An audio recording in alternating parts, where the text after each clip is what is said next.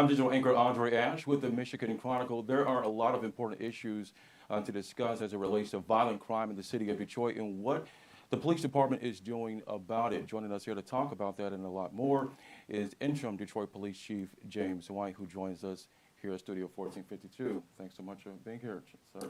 Thank you for having me. Absolutely. First, I want to give my thoughts and condolences to the department over the passing of Corporal Daryl Cross. Thank you very much. He passed away suddenly, so Thank our you. condolences there. I appreciate that. Let's talk a little bit about you. Okay. You've been on the job for a little bit over a month. Yes. And, you know, at your introductory press conference, you talked about how the city really paved the way for where you are currently. Absolutely. And promotion after promotion and what you've learned and the skills and expertise that you've gained.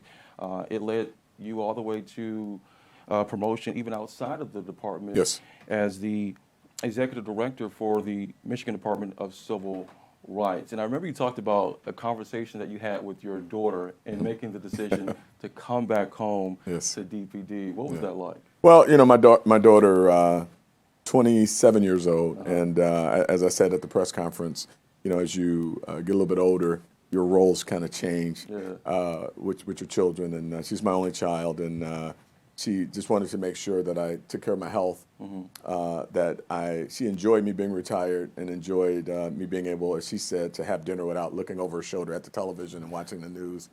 So she just wanted to ensure that I continued to do that. So yeah, it was a funny conversation, but a good conversation. Yeah, absolutely. So a little bit of over a month on the job, and from former assistant police chief to the role with the state. Let's talk about violent crime. Yes, sir. And I know you have a 5-point plan to address it, to attack it. Yes. But before we can get to solutions on addressing violent crime, I want to get to the root causes. You know, I've had conversations recently with law enforcement experts or officials, and they would tell you it's multiple reasons. You know, you have rhetoric of defunding the police or COVID restrictions, or even the courts and bail reform, which is letting some criminals out of prison early or whatnot. As the leader of this department, what says you about it? Yeah, so it's a number of reasons that crime is where it is in major cities, including cities like Detroit. You know, I talk to my colleagues around this country, and they're seeing an uptick in violent crime as we are in the city. You know, when you talk about those driving factors with crime, you have to look at the core issues with crime, and it's really poor decision making, right? And then what drives poor decision making? Oftentimes, mental illness drives poor decision making. People who are unable to de-escalate simple conflicts, people who resolve, you know, temporary circumstances with permanent decisions. You look at a situation we had last night on the freeway, where someone had a fender bender, and they were chased down and ultimately shot. And when you have those types of situations happen, you're not only creating a victim, an innocent victim, but oftentimes the perpetrator's family is victimized by the perpetrator because they're losing their loved one to the court system, to prison. You know, sometimes these are providers for the family. So when we look at crime and the things that we can control, we certainly want to stop the pipeline of poor decision making. We want to stop people who are, you know, making these poor choices. The unfortunate reality is, you know, we can lock them up. I mean, that's what we do. We do it well, but that's not the goal. Is to populate the prison system. I don't think that should be the goal of law enforcement, because quite frankly, that doesn't work. What we have to do is really look at how do we stop the pipeline of poor decision making, which drives crime. Because as soon as I lock them up, or as soon as our officers lock them up, there's somebody standing in line to make another poor choice to join the person that you just locked up. But I think when we truly look at mental illness, we look at opportunities to de-escalate conflict in our community.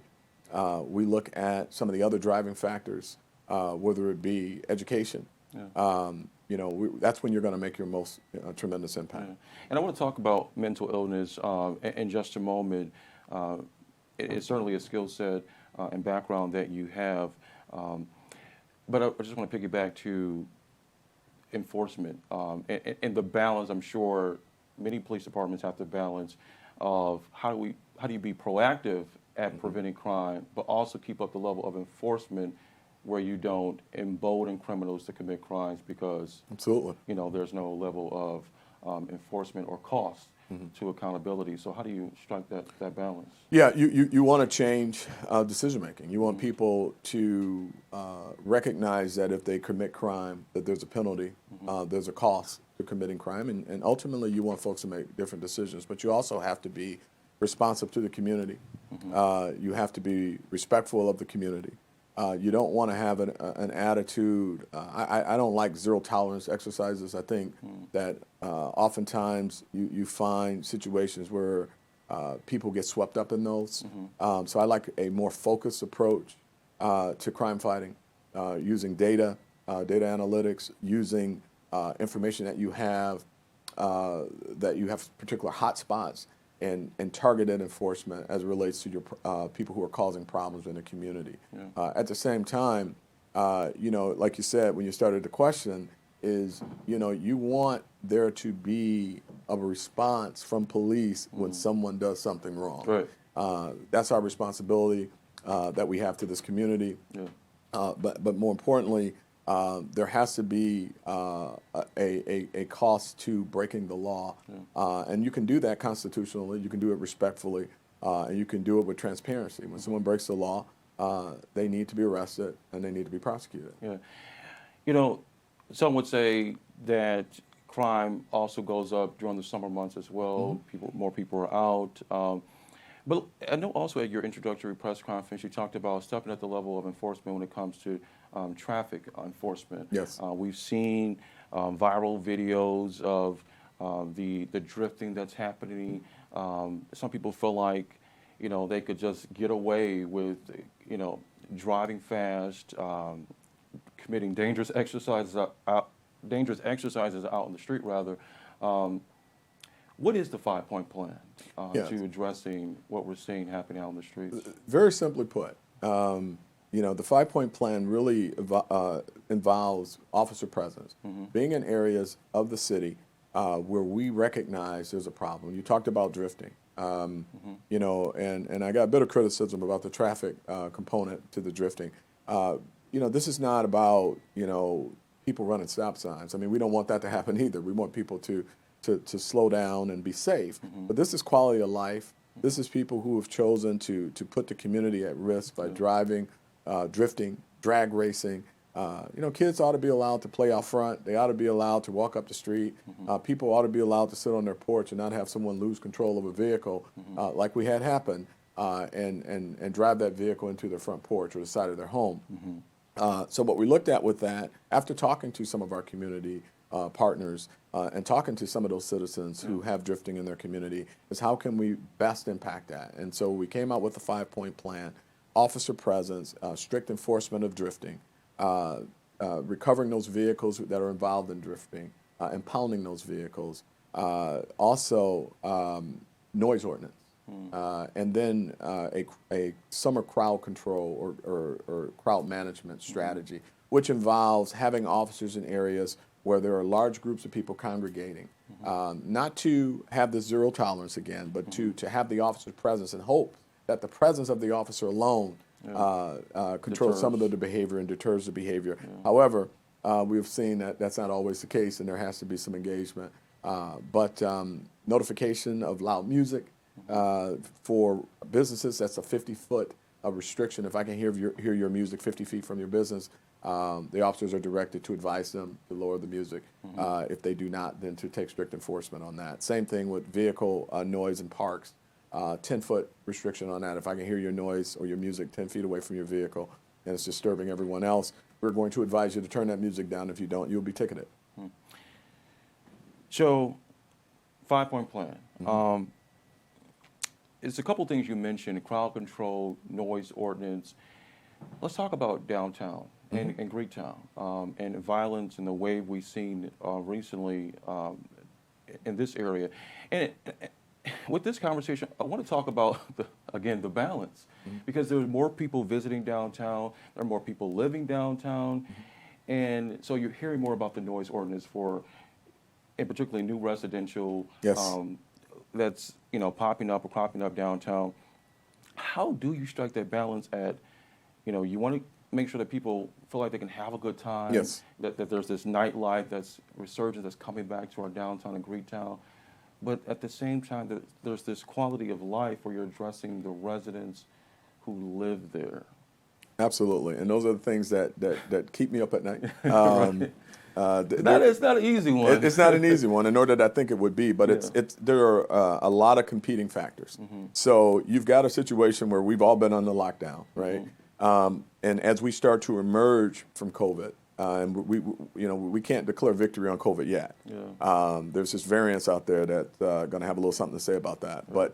But as we start to reassemble as in groups and emerge from at least the COVID of last year, and enjoy being outside, that comes with something. You've got a situation where we've got development in the city, which is fantastic. We've all wanted this to happen, right, but it's all happening at once, right? So you got a lot of development. You've got people reemerging. You've got the certain areas of the city that are under construction, so you don't have the festivals at Hart Plaza like you had. So you've got that traffic now that has been moved over into the downtown area. And so you want to strike that balance where you want people to have a good time, but you want them to do so safely. One of the things that we found is that 50% of our gun cases that are emanating from Greektown are from people that don't even live in our city.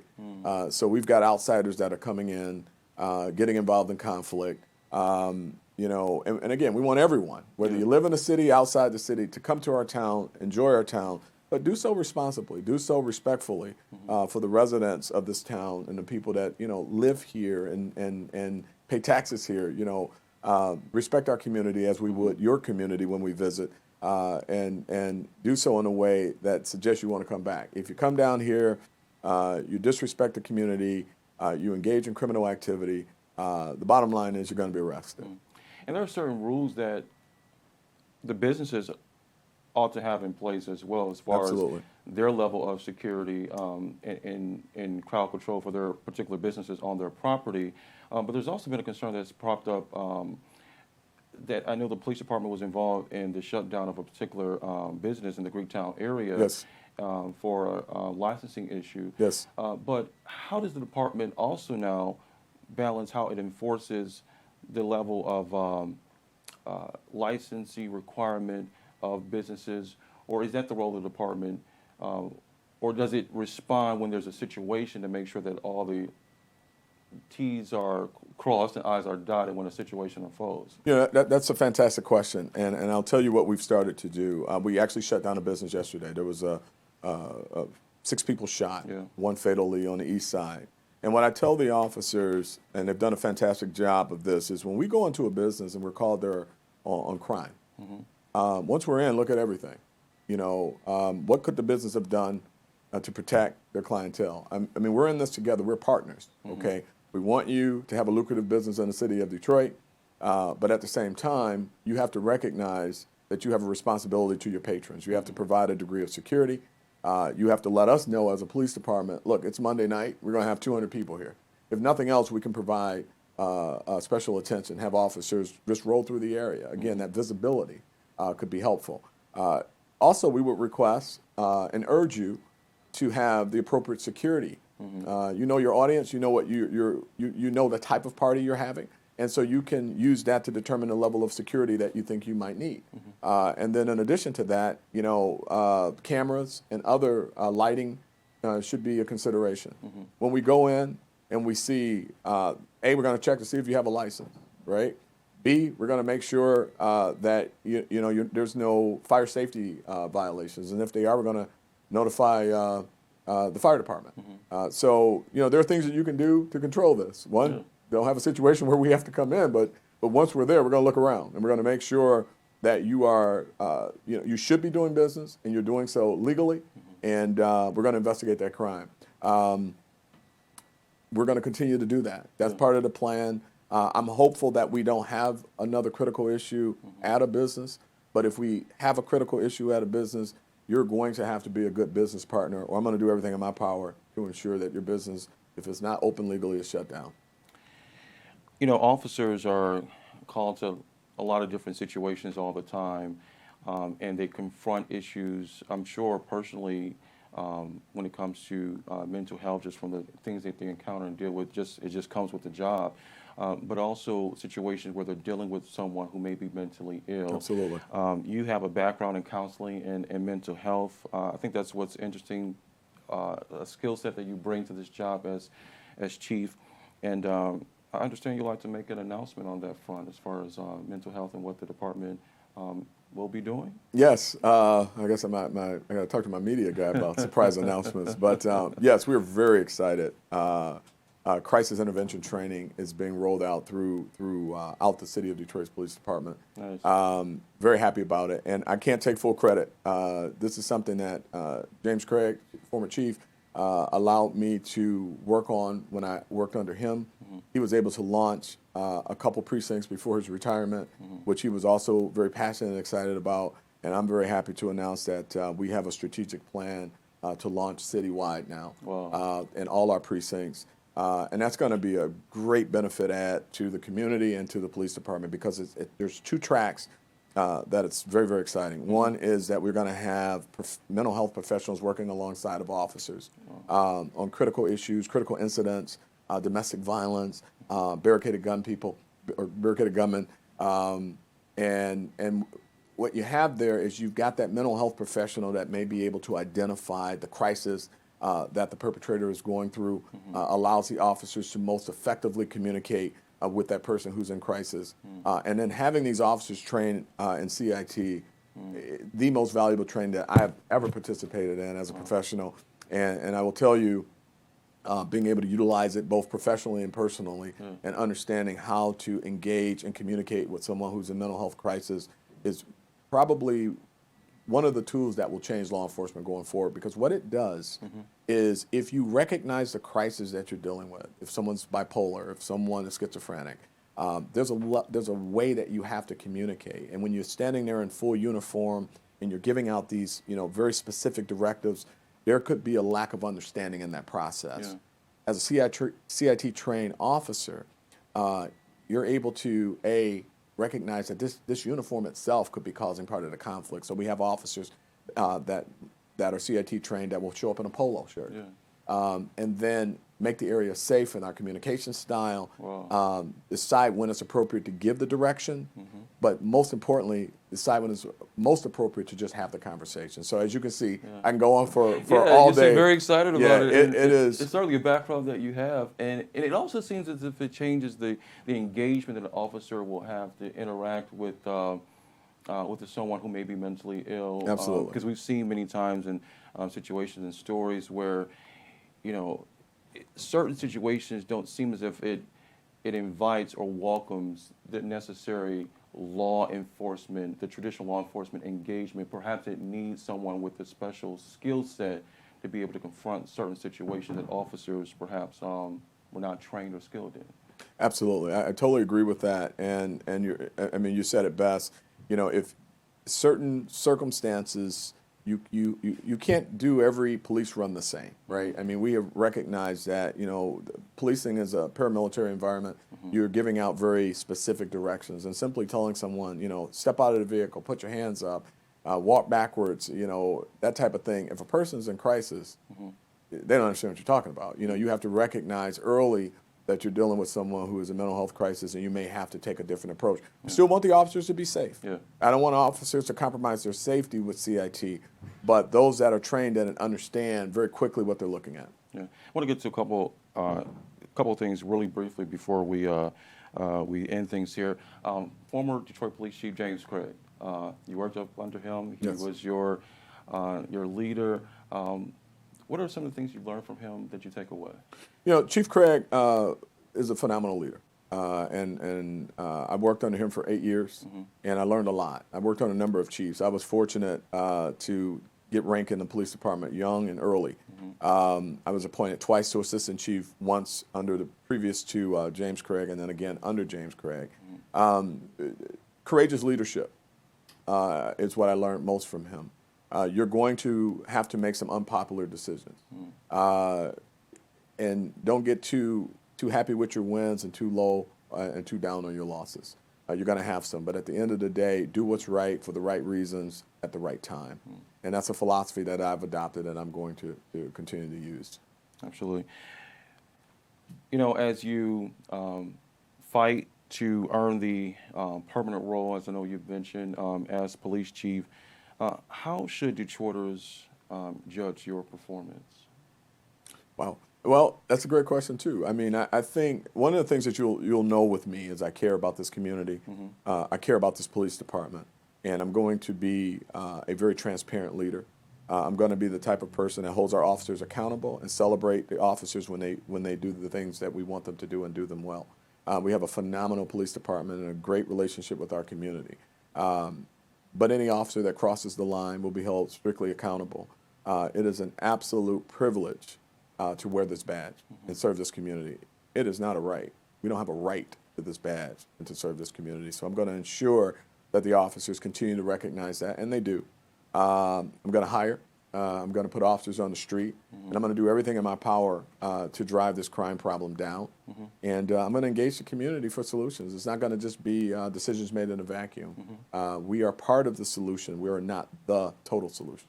Yeah. I think it's interesting that you talked about, and I would say once again, the balance of, you know, supporting officers, holding those who cross the line accountable. And I think that's what, in general, most people expect and are hoping for as we talk about police issues, not only here at home, but across the country, supporting the good and also holding those officers who need to be held accountable. So Absolutely. crossing the line. All the best to you. A little bit over a month over the job. Yes, and, sir. We'll talk to you at some other point, but certainly all the best to you and your officers and for your safety. We appreciate you for joining us here at Studio 1452. It's been a pleasure talking with you. You too, sir. Thank you very much, and thank you for having me. Absolutely. Interim Police Chief James White here in Studio 1452. You can check out this interview and much more at MichiganChronicle.com. I'm digital anchor Andre Ash.